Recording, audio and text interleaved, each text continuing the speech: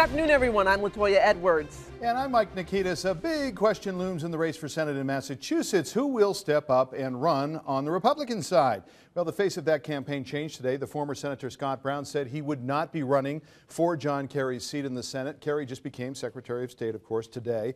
And our political reporter Allison King joins us now with more on this. Allison? Well, Mike, when Scott Brown lost to Elizabeth Warren last November, most everyone was fairly certain that Brown would jump right into the race for John Kerry's Senate seat if it were to open up. But once it became clear Kerry's resignation was imminent, Republicans became concerned as there was radio silence from Brown.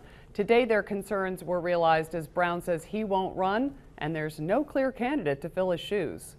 Scott Brown shocked many in Massachusetts political circles by announcing that he will not be a candidate for John Kerry's now open U.S. Senate seat.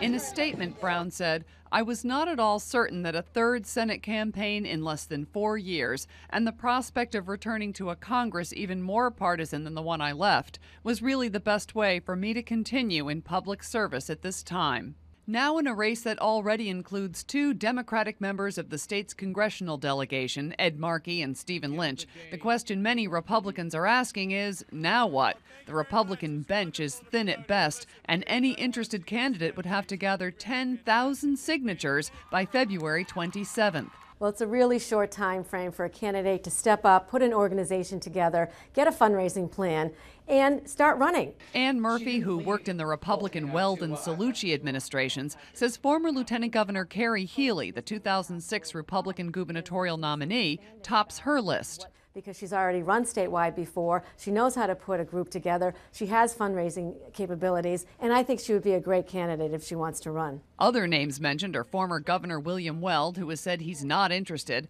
and 2010 Republican gubernatorial nominee Charlie Baker, who, while interested in a possible 2014 bid for governor, made his intentions on the Senate race crystal clear to NECN's Jim Browdy on Thursday. There's zero chance you'd run for the United States Senate. Is that a fair statement? Yeah.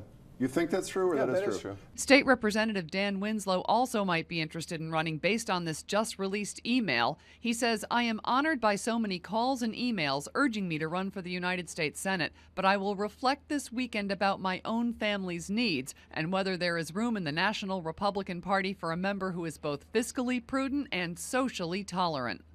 Now, former State Senate Minority Leader Richard Tussey weighed in this afternoon. He was the one that lost to Congressman John Tierney, bit of a shocker in November. He says he'll be talking with family and friends in the coming days to say what role he might be able to bring or play in a leadership in Washington.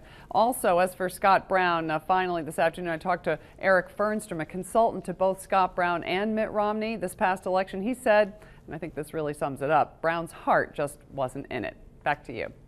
All right, Allison King, thanks so much for all of that.